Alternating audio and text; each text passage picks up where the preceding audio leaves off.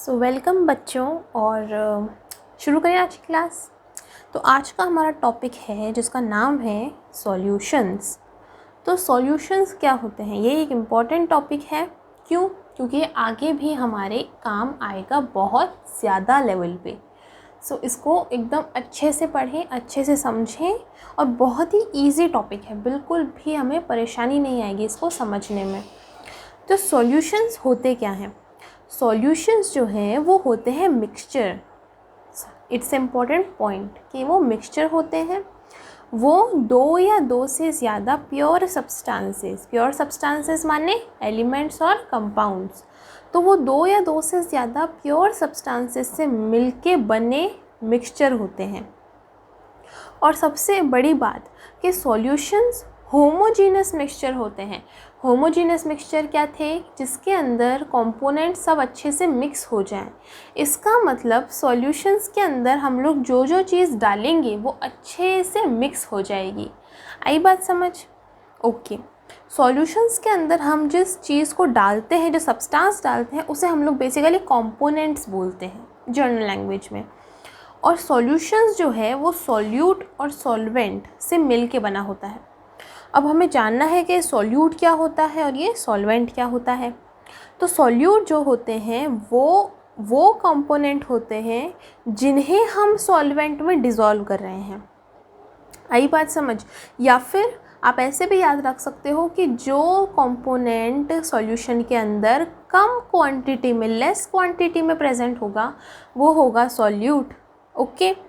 और सॉल्वेंट क्या होंगे? सॉल्वेंट वो कंपोनेंट होंगे जिसके अंदर हम सॉल्यूट को डिज़ोल्व कर रहे हैं और जो कि लार्ज क्वांटिटी में प्रेजेंट है, ज़्यादा क्वांटिटी में प्रेजेंट है।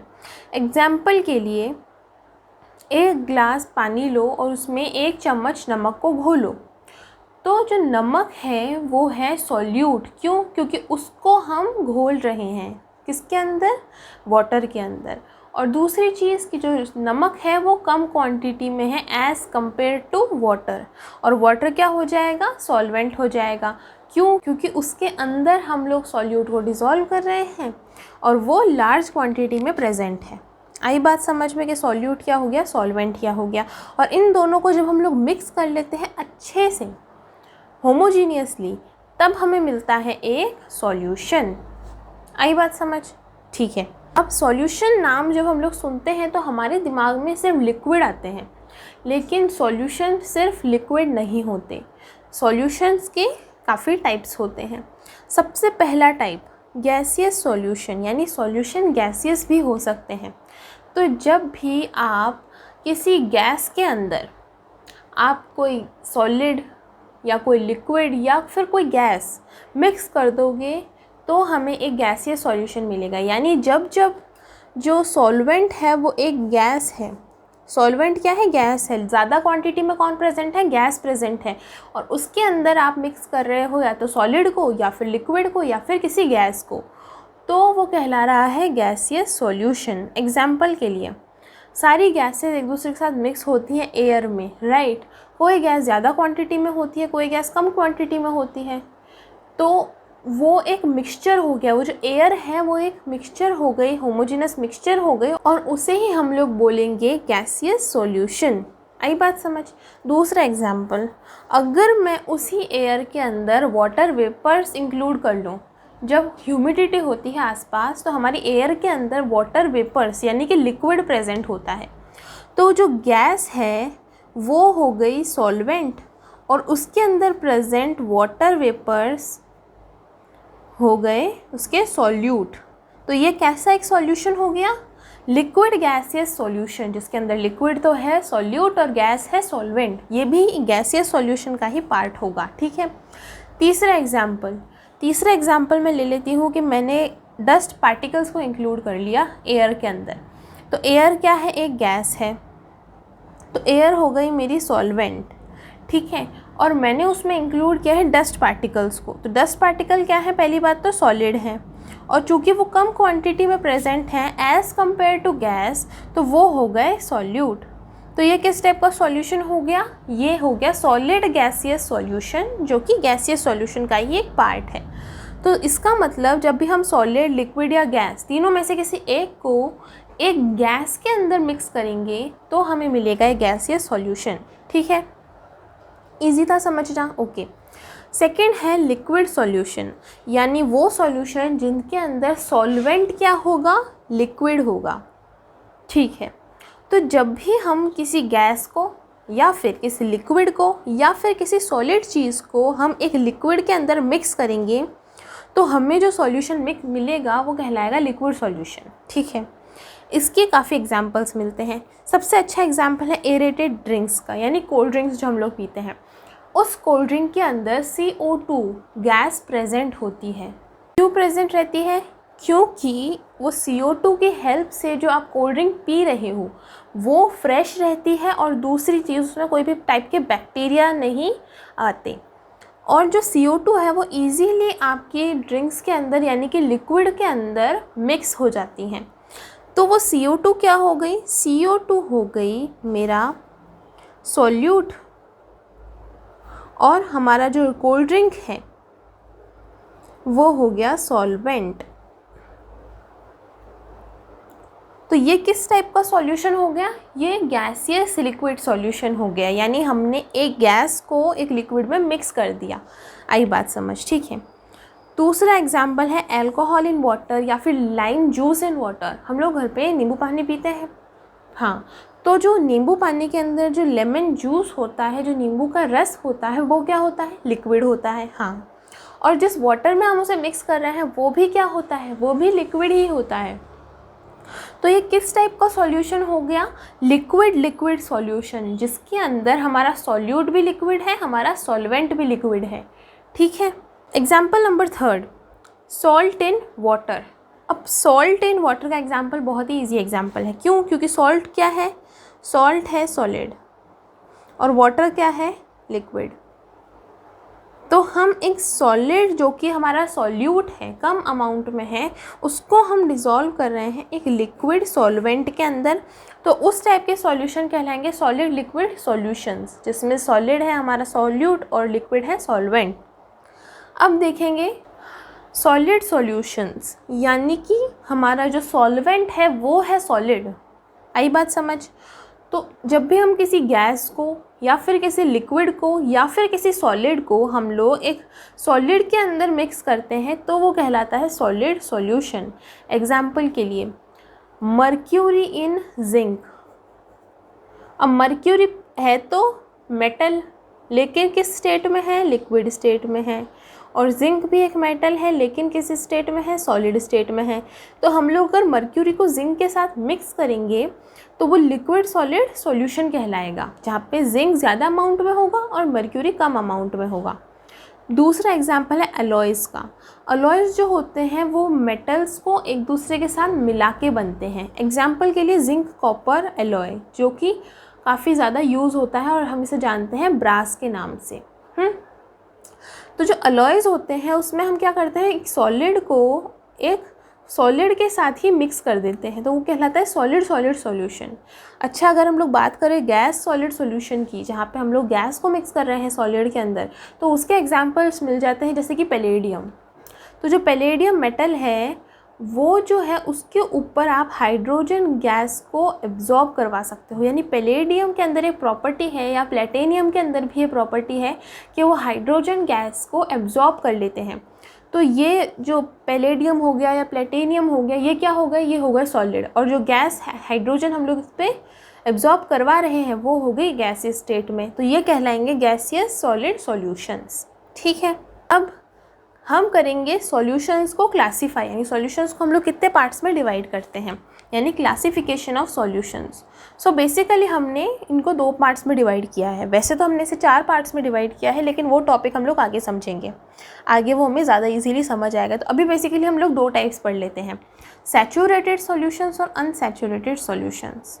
ये समझने के लिए हमें पहले तो ये समझना होगा कि हम लोग एक सॉल्यूशंस में 2 चीज़ें यूज़ कर रहे हैं, सॉल्यूट यूज़ कर रहे हैं और सॉल्वेंट यूज़ कर रहे हैं। ठीक है। जो सॉल्वेंट है, यानी जिस चीज़ के अंदर हम लोग डिज़ोल्व कर रहे हैं सॉल्यूट को, वो एक कैपेसिटी होती है उसकी कि वो उतना ही सॉल्यूट डिज़ोल्व कर सकता है। मान लो मैं एक ग्लास वाटर लेती हूँ और इसके अंदर मैं मिक्स कर रही हूँ सॉल्ट को।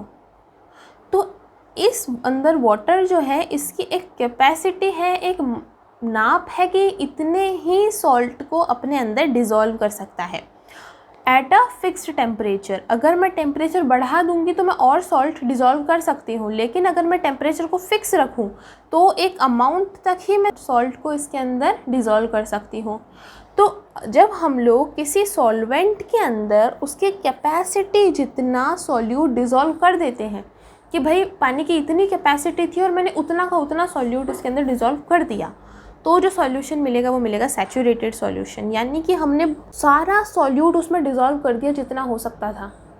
तो वो कैसे सॉल्यूशन कहलाएगा? Saturated solutions. लेकिन एक ग्लास पानी की एक कैपेसिटी है कि हाँ ये इतना नमक अपने अंदर डिज़ोल्व कर सकता है, पर मैंने उससे कम ही नमक उसमें डिज़ोल्व किया, ज़्यादा नहीं किया, तो वो जो सॉल्यूशन मिलेगा वो कहलाएगा अनसैचुरेटेड सॉल्यूशन, जिसके अंदर हम सॉल्वेंट की डिज़ोल्विंग कैपेसिटी से कम सॉल्यूट को डिज़ोल्व करते हैं, तो उस सॉल्यूशन को बोलते हैं अनसैचुरेटेड सॉल्यूशन। ठीक है, आई बात समझ में कि सैचुरेटेड सॉल्यूशंस क्या होंगे और अनसैचुरेटेड क्या होंगे। ये बहुत ही सिंपल है। ओके, अब हमें देखनी है प्रॉपर्टीज़ ऑफ सॉल्यूशंस, यानी सॉल्यूशंस की क्या क्या प्रॉपर्टीज़ है, सॉल्यूशन किस टाइप के नेचर शो करते हैं।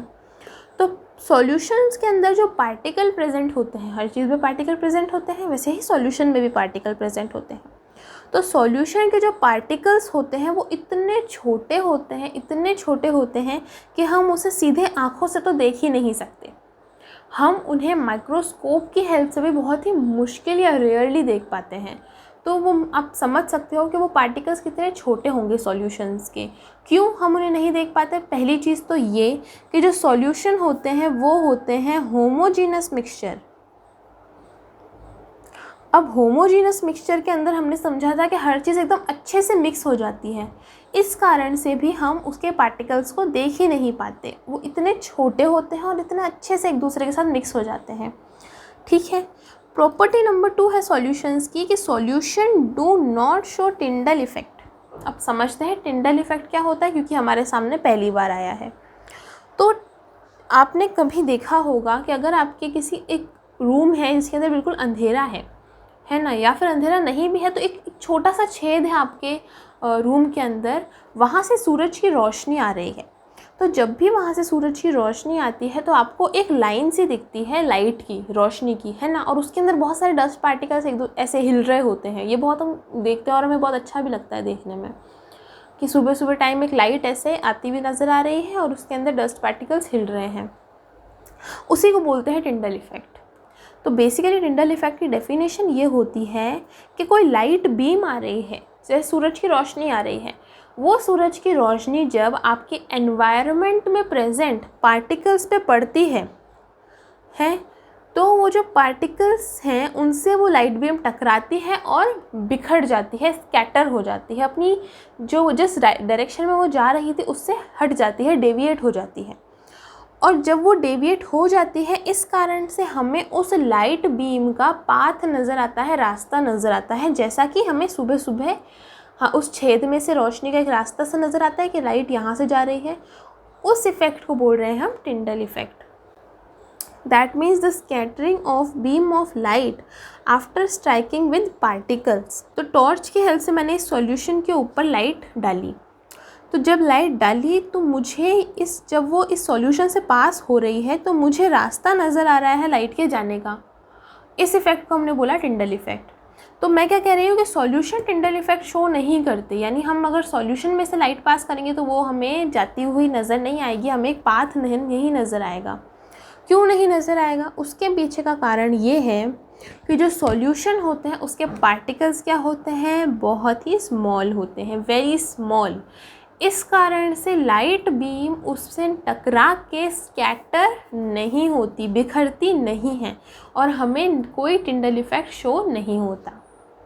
तो ये बात हमें समझ आई कि जो पार्टिकल होते हैं सॉल्यूशंस के वो बहुत ही छोटे होते हैं, बहुत ही स्मॉल होते हैं, जिस कारण से वो लाइट बीम को स्कैटर नहीं करते, यानी लाइट बीम उनसे टकरा के डेविएट नहीं होती, बिखरती नहीं है और कोई टिंडल इफ़ेक्ट हमें शो नहीं होता। Point number 4, solute particles can not be separated by filtration process. इसका क्या मतलब हुआ? फिल्ट्रेशन प्रोसेस जो कि हम लोग आगे समझने वाले हैं, ये एक प्रोसेस होती है किसी भी सब्सटेंस या किसी भी मिक्सचर में से हम उसके जो कंपोनेंट्स हमने मिला रखे हैं उसके अंदर, उनको हम लोग अलग कर सकें। तो जो सॉल्यूशन होता है उसके अंदर से हम लोग सॉल्यूट और सॉल्वेंट को अलग अलग नहीं कर सकते बाय फिल्ट्रेशन प्रोसेस। क्यों नहीं कर सकते? क्योंकि वो सॉल्यूट के जो पार्टिकल्स हैं, पहली बात तो वो बहुत ज़्यादा छोटे हैं, तो उन्हें फ़िल्टर करने पर वो उसके अंदर से पास हो जाते हैं ईजीली। और दूसरी चीज़ कि वो सॉल्वेंट के साथ इतने अच्छे से मिक्स हो जाते हैं कि वो सेपरेट नहीं हो सकते। इसका मतलब हम लोग सॉल्यूशन को हम लोग सेपरेट नहीं कर सकते सॉल्यूट और सॉल्वेंट में with the help of filtration process. Point number 5 आता है, the solute particles do not get settled down. इसका मतलब क्या होगा? आप एक ग्लास पानी लो और उसके अंदर आप मिट्टी डाल दो, तो थोड़ी देर बाद आप उसको ऐसे ही पड़े रहने दोगे तो थोड़ी देर बाद क्या होगा, वो जो मिट्टी है वो ग्लास के अंदर नीचे सेटल डाउन हो जाएगी, है ना। तो इस क्यों हो रही है वो सेटल डाउन? क्योंकि हमने जो पानी में मिट्टी मिलाई तो वो एक हेट्रोजीनस मिक्सचर था जिसके पार्टिकल्स एक दूसरे के साथ अच्छे से मिक्स नहीं हुए। मिट्टी के पार्टिकल्स पानी के पार्टिकल्स के साथ मिक्स नहीं हुए, इस कारण से जो मिट्टी थी वो अलग नीचे बैठ गई और पानी ऊपर रह गया। लेकिन सॉल्यूशंस में ऐसा नहीं होता। क्यों? क्योंकि सॉल्यूशन क्या है? होमोजीनस मिक्सचर है। इस कारण से उसके पार्टिकल्स जो प्रेजेंट हैं वो एक दूसरे के साथ अच्छे मिक्स हो जाते हैं, और जब भी हम लोग उस सॉल्यूशन को रखे रहने देंगे तो हमें कभी भी सॉल्यूट के जो पार्टिकल्स हैं वो नीचे बैठे हुए नज़र नहीं आएंगे। इसका एग्जांपल मिलता है सॉल्ट और वाटर के मिक्सचर से। सॉल्ट को वाटर में घोल दोगे आप अच्छे से, तो उसको छोड़ भी दोगे थोड़ी देर के लिए, तो मुझे सॉल्ट के पार्टिकल्स नीचे अलग से बैठे हुए नहीं दिखेंगे। कोई सॉल्ट के पार्टिकल्स नीचे सेटल नहीं हो जाएंगे, वो उसके अंदर ही मिक्स रहेंगे। क्यों? क्योंकि वो एक होमोजीनस मिक्सचर है और उसके पार्टिकल्स अच्छे से मिक्स हो चुके हैं। ओके, अब हमें देखना है टाइप्स ऑफ सॉल्वेंट्स, यानी सॉल्वेंट्स कितने टाइप्स के होते हैं। तो सॉल्वेंट्स को बेसिकली हमने 2 बेसिस पे डिवाइड कर रखा है, on the basis of presence of carbon और दूसरा है on the basis of polarity. तो on the basis of carbon की प्रेजेंस, यानी किसके अंदर कार्बन प्रेजेंट है और किस में प्रेजेंट नहीं है, उसमें हमने 2 पार्ट्स निकाल रखे हैं, ऑर्गेनिक सॉल्वेंट्स और इनऑर्गेनिक सॉल्वेंट्स। तो लास्ट वीडियो में जो हम लोगों ने ऑर्गेनिक और इनऑर्गेनिक कंपाउंड्स पढ़े थे, ये उसी से रिलेटेड है। ऑर्गेनिक सॉल्वेंट्स, तो वो सॉल्वेंट्स जिनके अंदर कार्बन प्रेजेंट होगा, यानी दे कंटेन्स कार्बन, यानी कि जो कार्बन बेस्ड सॉल्वेंट्स होंगे वो कहलाएंगे ऑर्गेनिक सॉल्वेंट। ज़्यादातर जो ऑर्गेनिक लिक्विड्स होते हैं उन्हें हम लोग ऑर्गेनिक सॉल्वेंट्स बोलते हैं। इसके एग्जांपल्स क्या क्या हो सकते हैं? इसके एग्जांपल हो सकते हैं बेंजीन जिसका फॉर्मूला है C6H6, या फिर इथाइल अल्कोहल जिसका फॉर्मूला है C2H5OH। ये सारे ऑर्गेनिक सॉल्वेंट्स हैं जिनके अंदर कार्बन प्रेजेंट है। दूसरा आता है इनऑर्गेनिक सॉल्वेंट्स। तो इनऑर्गेनिक सॉल्वेंट्स क्या होंगे? जिनके अंदर कोई भी ऑर्गेनिक एलिमेंट यानी बेसिकली कार्बन प्रेजेंट नहीं होगा, वो सारे सॉल्वेंट्स कहलाएंगे इनऑर्गेनिक सॉल्वेंट्स। यानी कि एग्जाम्पल मिल सकते हैं वाटर H2O या फिर अमोनिया NH3। तो ये क्या है? इनऑर्गेनिक सॉल्वेंट्स हैं। हमने इसको कार्बन की प्रेजेंस की बेसिस पे तो पढ़ लिया।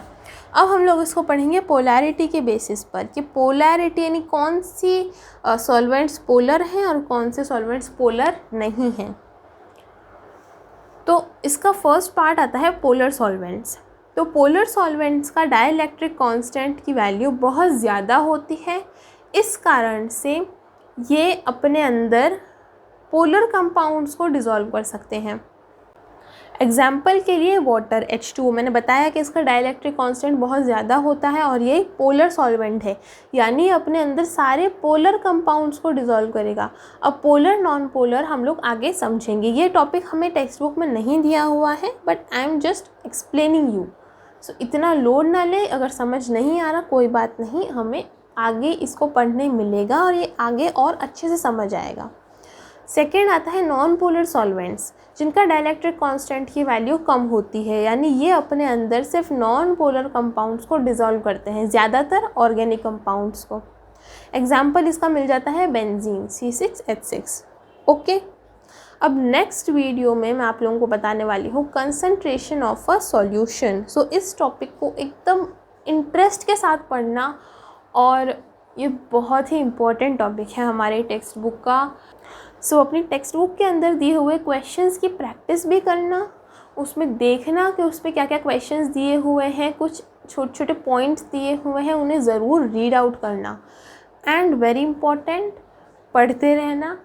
And thank you so much. Video अच्छा लगा हो तो लाइक करना, चैनल को सब्सक्राइब करना। Thank you so much.